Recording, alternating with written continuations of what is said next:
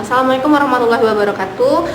Baiklah, di sini saya Aulia Widyastuti sebagai seorang petugas Nusantara Sehat bidang promosi kesehatan ingin menyampaikan sedikit informasi yang kemarin di Instagram tentang pertanyaan-pertanyaan seputar Nusantara Sehat. Nah, di sini ada beberapa pertanyaan dan saya akan merangkumnya dalam satu video ini. Yang pertama itu, apa itu Nusantara Sehat, Kak? Nah, Nusantara Sehat itu adalah program dari Kementerian Kesehatan yang bertugas untuk memajukan Indonesia dari pinggiran. Nah, Nusantara Sehat di sini mirip seperti guru garis depan. Kalau kalian cuma tahu guru garis depan, itu adalah untuk pendidikan. Nah, Nusantara Sehat di sini untuk di dunia kesehatannya. Nah, status NS di sini apa, Kak? Apakah PNS, apakah ASN atau P3K atau apa? Nah, untuk status NS di sini itu adalah P3K. Memegang kontrak. Jadi kita di sini kontrak berkala dengan NS itu 2 tahun. Setelah dari 2 tahun kita NS itu kita bisa melanjutkan lagi untuk menjadi seorang Nusantara Sehat atau stop berhenti kontraknya sampai situ. Nah, apa beda NS itu? NS tim dan juga NS individual. Di sini NS tim itu dia itu ada syarat itu tidak boleh menikah dan tidak akan menikah selama 2 tahun. Jadi NS itu ada 2, NS tim dan individual. Untuk NS tim tadi dia tidak boleh menikah. Terus pelatihannya itu ada selama 40 hari di Bapelkes. Biasanya kalau untuk NS tim pelatihannya itu di Bapelkes Ciloto. Nah, dan juga NS tim itu tidak bisa memilih lokus penugasan. Lokus di sini akan dipilih oleh Kemenkes. Mereka akan memilih lokus ketika setelah hari terakhir pelatihan di NS tim. Jadi hari ke-40 sebelum pemberangkatan mereka akan diberitahukan lokus mana yang dipilih oleh Kemenkes untuk mereka penugasan selama 2 tahun. Nah, bedanya dengan NSI, kalau NS tim tadi tidak boleh menikah dan tidak bersedia menikah selama 2 tahun, kalau NS itu kita boleh menikah, bisa sudah menikah, yang masih single juga boleh ikut, dan juga untuk anak-anak pasca penugasan Nusantara Sehat Tim. Jadi NS Tim juga bisa ikut NSI setelah pasca penugasan. Nah, usia maksimal untuk ikut Nusantara Sehat itu adalah 38 tahun. Nah, untuk pelatihannya itu kalau NSI ini adalah 10 hari. Biasanya akan dilakukan di beberapa Bapelkes, ada di Semarang, ada di Cikarang. Kalau saya sendiri di Bapelkes Cikarang. Sebelum pembekalan itu peserta NSI sudah memilih lokus. Jadi lokus di sini dipilih ketika ada pengumuman. Nah, pengumuman lokus ini biasanya akan diinformasikan di web Nusantara Sehat. Jadi silakan periksa web nusantarasehat.kemkes.go.id. Nah, setelah tahap pilih lokus itu akan ada jeda. Selama jeda kita akan menunggu apakah kita diterima di lokus tersebut atau tidak. Kita cuma bisa memilih 2 lokus. Pilihan pertama dan pilihan kedua. Nah, dari 2 lokus tadi di mana kita lulus dan itulah akan kita ditempatkan. Setelah pengumuman nanti akan ada pengumuman pembekalan.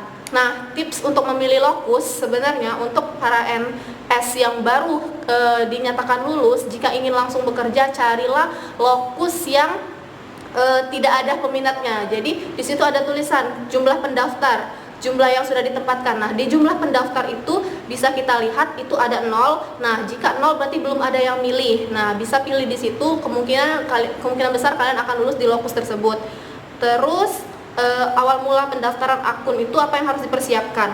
Nah, di sini untuk pendaftaran akun itu yang harus dilakukan pertama kali itu adalah buat akun.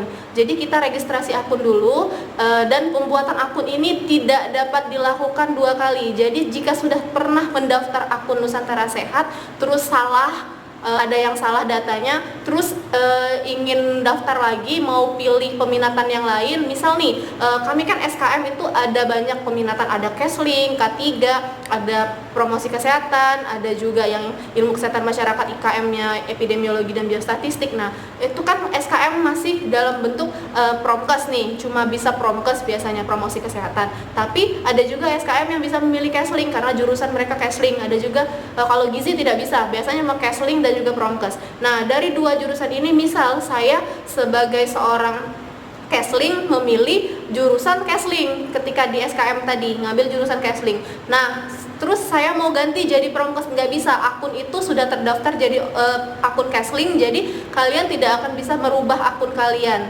Jadi pilihlah dari awal awal pilihan kalian apa, jangan dirubah lagi.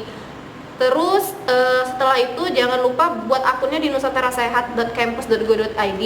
Terus isi kelengkapan biodata. Di situ ada isi biodata tentang pendidikan, terus juga seperti fotokopi ijazah, scan ijazah, scan transkrip nilai, terus scan KTP, scan KK, dan juga ada scan BPJS dan juga nomor NPWP. Nah, itu harus dilengkapi semua. Jadi waktu dulu saya itu 3 kali ikut apply Nusantara Sehat. Yang pertama itu saya tidak punya STR, saya tidak punya BPJS dan tidak punya NPWP. Jadi saya dinyatakan gugur. Terus untuk apply yang kedua saya lengkapi ada BPJS dan NPWP, tapi saya tetap menggunakan STR mentara karena waktu itu belum keluar STR-nya dan itu juga gugur. Nah, di pilihan ketiga saya lengkapi semua berkas yang sudah disyaratkan oleh Kementerian Kesehatan dan ketika pengumuman hasil ternyata saya dipilih menjadi seorang cadangan. Nah, cadangan di sini jangan berkecil hati karena ada kemungkinan yang jadi cadangan ini akan diterima. Karena waktu hari terakhir itu saya ingat pengumuman tanggal 15 itu saya dinyatakan sebagai cadangan dan minimal yang lulus utama itu untuk memilih lokasi ujian itu adalah tanggal 16 akhir, tanggal 16 sore. Nah, setelah tanggal 16 sore ada yang tidak memilih atau ada yang lupa membuka akun dan tidak tahu pengumuman kelulusan tadi, maka yang cadangan akan naik untuk dipilih menjadi utama. Nah, untuk kita yang cadangan tadi terus terpilih jadi utama, kita harus memilih lokasi ujian. Nah, karena yang cadangan tadi sudah hari terakhir, biasanya lokasi ujian yang tersisa adalah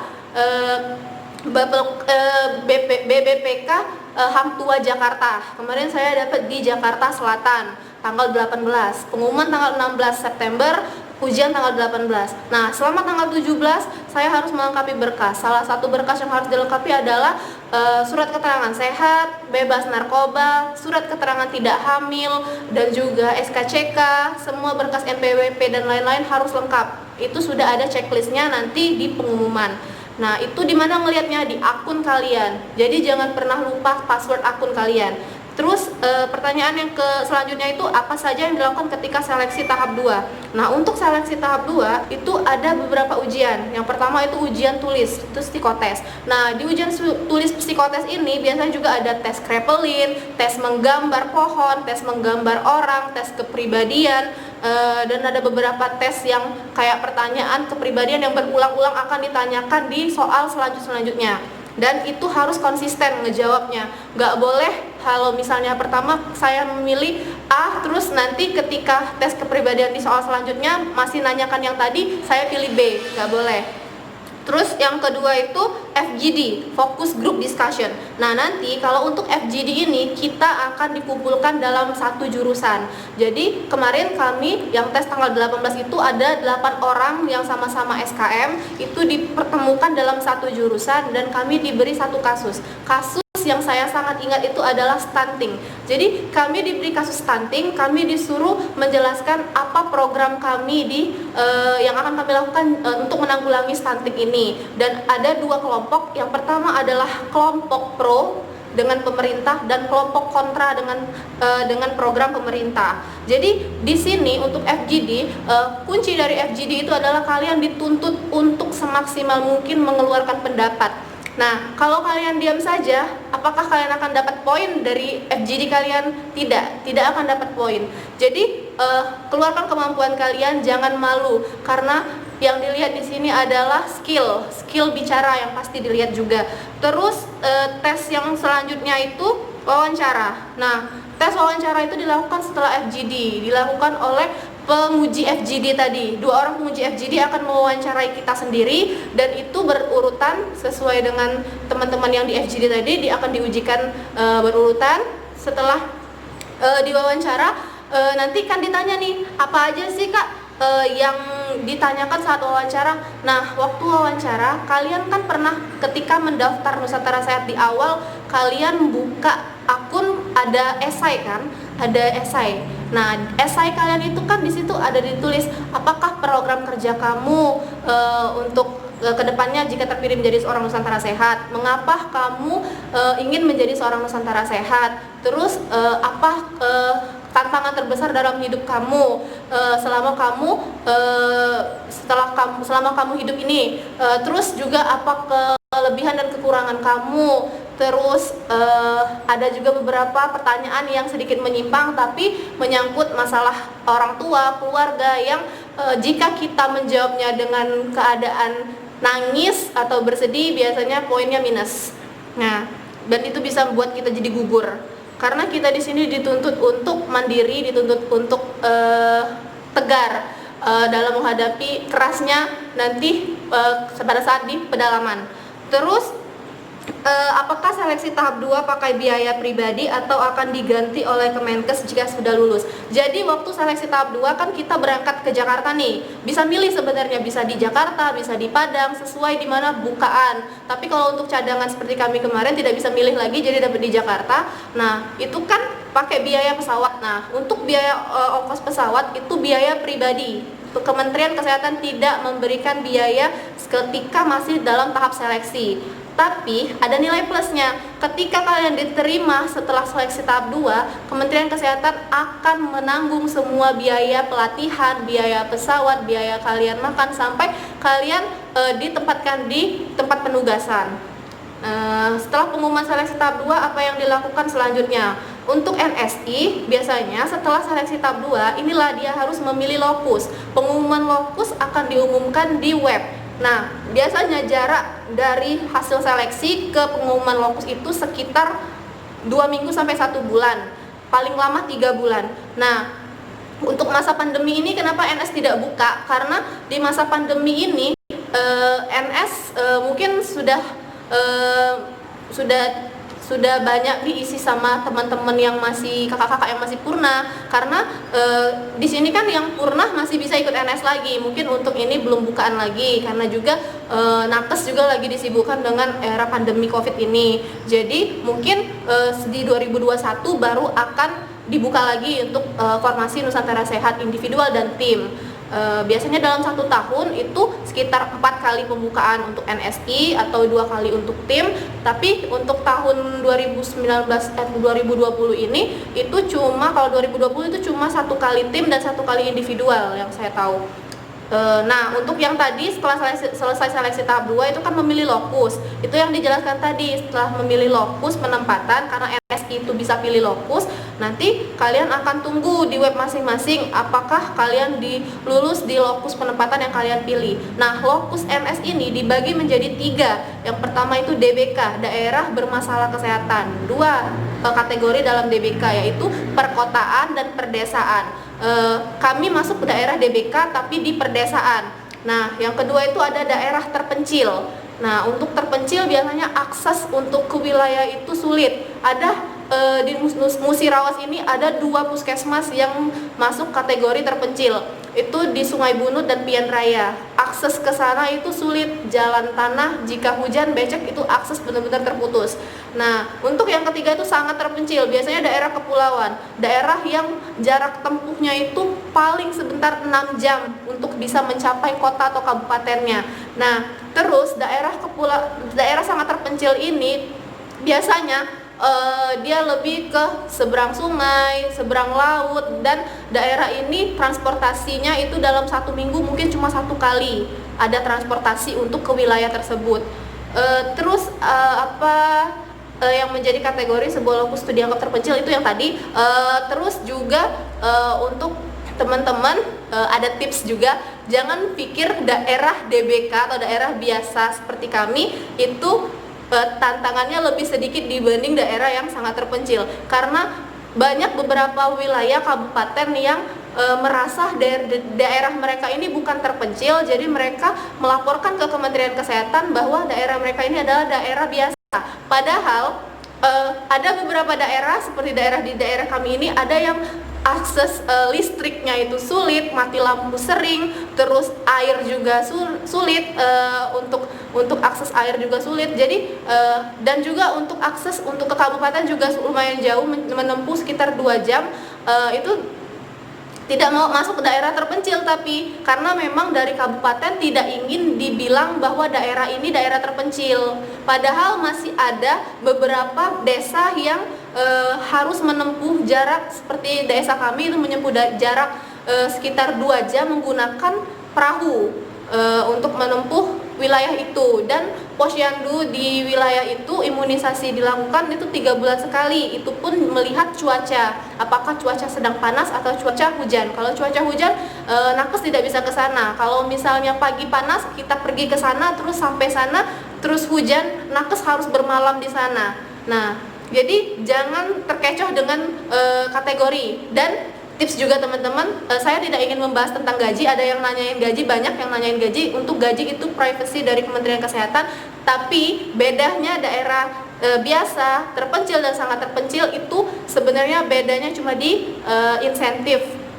Untuk gaji pokok itu sama. Kami dibuat sama. Bedanya itu cuma di insentif karena dia masuk kategori apa. Karena medan yang lebih sulit, untuk wilayah sangat terpencil itu lebih sulit medannya, jadi biasanya insentifnya lebih besar. Terus biasanya ada beberapa wilayah di Sulawesi atau di Kalimantan itu dia mendapatkan insenda. Ada beberapa wilayah di Sumatera tidak dapat insenda dari pemerintah kabupatennya. Persiapan apa yang harus dilakukan jika dipanggil untuk pembekalan? Nah, ini udah masuk untuk pembekalan nih, udah lulus, diterima di lokusnya, udah tahu lokus mana yang akan ditempati nanti, udah tahu wilayah mana yang akan ditempati nanti. Nah, persiapan yang pertama ini untuk kalian yang ngambil wilayah yang kemungkinan jauh dari provinsi kalian. Misal nih, kalian tinggal di Palembang, terus kalian mau ambil ke Sulawesi. Tidak mungkin kan kalian akan ambil pakaian kalian lagi setelah selesai pembekalan. Karena selesai pembekalan, kalian akan langsung diberangkatkan ke wilayah itu dan tidak akan lagi bisa pulang. Kalaupun mau pulang, bisa, tapi pakai uang pribadi. Karena Kementerian Kesehatan hanya membiayai sampai dengan pengantaran kalian ke wilayah tersebut. Nah, untuk persiapannya pasti pakaian di sini, pakaian yang cukup. Biasanya kalau sekarang untuk NSI itu udah dapat seragam Nusantara Sehat dari Kementerian Kesehatan, itu dapat seragam PDH dan dapat seragam PDL. PDH itu untuk harian, pakaian dinas harian, PDL itu lapangan. Terus biasanya dapat training, terus dapat kaos tentara kalau kami kemarin itu untuk pelatihan pembekalan nanti, tapi itu bisa digunakan untuk olahraga juga nanti. Terus dapat sepatu. Jadi pembekalan nanti pasti dapatnya tas, sepatu, training, PDH, ada juga materi buku-buku, terus buku-buku KIA dan lain-lain. Itu dapat dari Kemenkes. Sisanya seperti pakaian, baju-baju kalian, perlengkapan mandi, itu kalian harus siapkan sendiri. Ya, tinggal kalian pikirkan pakai koper secukupnya ya, karena kalau kalian bawa banyak juga agak susah nanti di pesawat. Terus untuk pembekalan, sebelum pembekalan itu sudah harus persiapan ya, pastinya beli tiket pesawat. Jadi pertama beli dulu tiket pesawat pakai uang pribadi, tapi tiketnya jangan hilang. Tiketnya akan diklaim sama Kemenkes, nanti akan diganti sama Kemenkes ketika hari terakhir pembekalan. Dan jangan lupa siapkan juga berkas-berkas lain yang disyaratkan untuk pembekalan. Nah, nanti di hari terakhir itu panitia akan meminta semua berkas. Di hari pertama pembekalan panitia akan meminta kita mengumpulkan semua berkas yang diminta tadi, termasuk tiket pesawat. Dan nanti di hari terakhir pembekalan itu akan diganti uangnya, dan termasuk ada uang dari Bapelkes itu uang pembekalan. Jadi beda, uang pembekalan dan uang tiket itu berbeda. Uang pembekalan itu ibaratnya modal kita untuk di sana selama 1 bulan sebelum mendapatkan gaji Nusantara Sehat. Terus apa yang kita dapatkan saat pembekalan? Apakah biaya ditanggung semuanya? Nah, nanti kita dapat fasilitas tempat tinggal, itu ada mes. Nah, di Cikarang ya, ini pengalaman saya di Cikarang. Kalau di Cikarang itu kami dapat mes yang seperti hotel lah, kami anggap itu pakai AC, dan memang benar-benar modalnya Kementerian Kesehatan itu memang luar biasa untuk merangkul anak NS ini. Terus untuk di pembekalan pasti dapat pelatihan kan, pelatihannya banyak, materinya banyak. Nanti mereka akan membahas semua materi nakes. Jadi bukan cuma promkes, bukan cuma kesling, bukan cuma farmasi, enggak. Semua materi nakes akan dibahas, dan juga terlebih lagi materi tentang keadaan puskesmas, apa yang harus kalian lakukan di puskesmas, program pemerintah apa yang harus dikerjakan di puskesmas. Nah, salah satu materi yang saya dapatkan itu adalah PISPK. Itu adalah pendekatan Indonesia Sehat dengan keluarga sehat menggunakan aplikasi KS. Nah, di situ tantangannya waktu itu jika jika kita tidak memahami PISPK, ketika kita datang ke lokasi puskesmas, kita tidak tahu apakah PISPK di puskesmas sudah dikerjakan atau belum, karena waktu itu masih booming-boomingnya PISPK.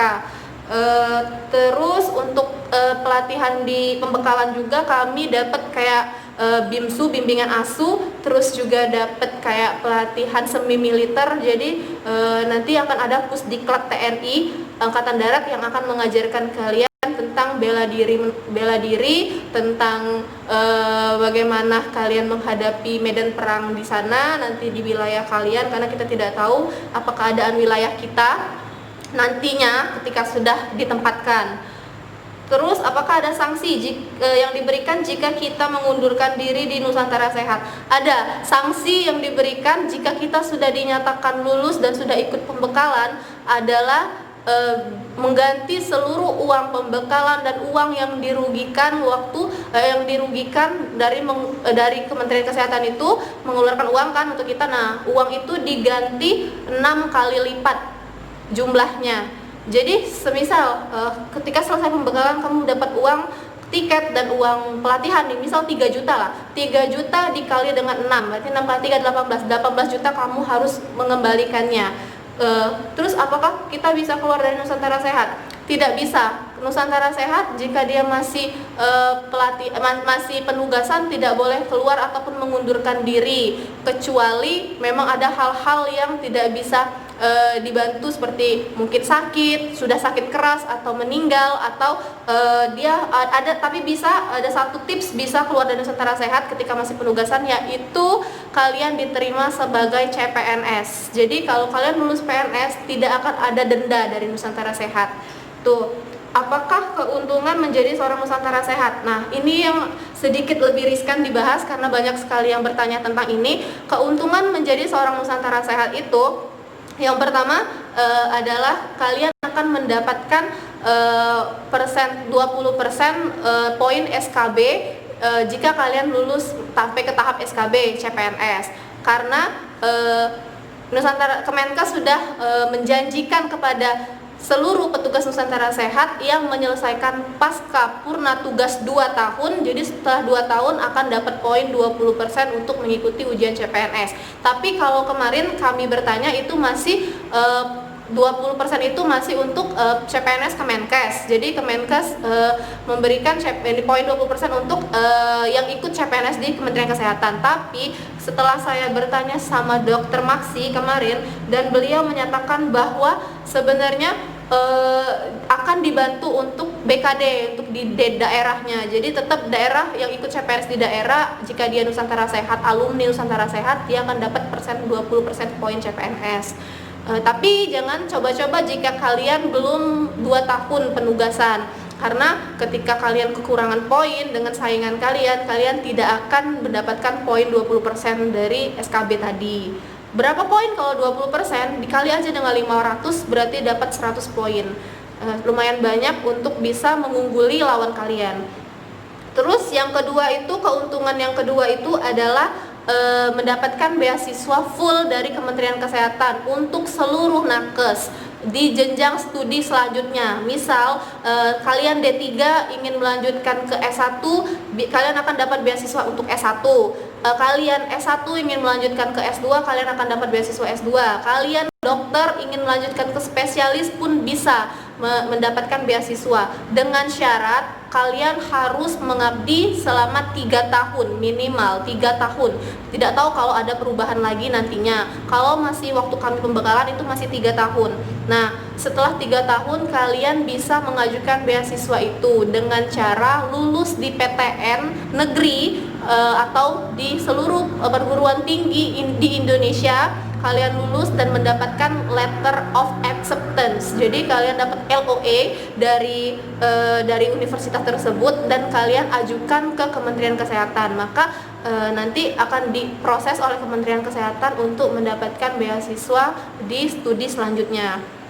Nah, terakhir untuk masalah gaji Nusantara Sehat tidak bisa saya sebutkan di sini karena kami tidak bisa membuka rahasia negara. Yang pasti kalau kalian ingin mencoba ikut Nusantara Sehat dengan niat mengabdi, yakinlah apa yang kalian tanam itulah yang akan kalian dapatkan hasilnya nanti. Jadi yakinlah kalau sudah Kementerian Kesehatan yang melakukan sudah menghandle program ini, tidak mungkin kalian akan dikecewakan dengan insentif yang diberikan. Untuk yang nonton ini, saya mohon sekali, ini sudah jadi keluh kesah untuk seluruh anak NS yang mengikuti penempatan dimanapun, di puskesmas manapun, mereka sangat merasa terganggu dengan gosip yang menyatakan bahwa gaji anak NS ini 10 juta ya, 20 juta ya. Tolong, jika kalian tidak tahu nominal jumlah gaji anak NS, tidak tahu pengorbanan yang mereka kerjakan di sini, jangan sampai kalian menyebutkan gaji anak NS ini sekian. Karena Kementerian Kesehatan pun menetapkan gaji NS itu sesuai dengan strata pendidikan, sesuai dengan tingkat wilayah, kesukaran wilayah, DBK terpencil dan sangat terpencil. Jadi tidak sama, gaji setiap NS tidak sama. Yang kalian dengar dari mana itu isunya, entah, kami tidak tahu itu isu dari mana. Yang pasti jangan pernah mengusik masalah gaji, karena gaji itu privasi setiap orang. Mungkin itu saja sedikit informasi tentang Nusantara Sehat. Jika ada yang kurang jelas, silakan bisa personal chat langsung, nanti akan saya bantu jawab asal tidak membahas tentang gaji. Mungkin itu saja. Assalamualaikum warahmatullahi wabarakatuh.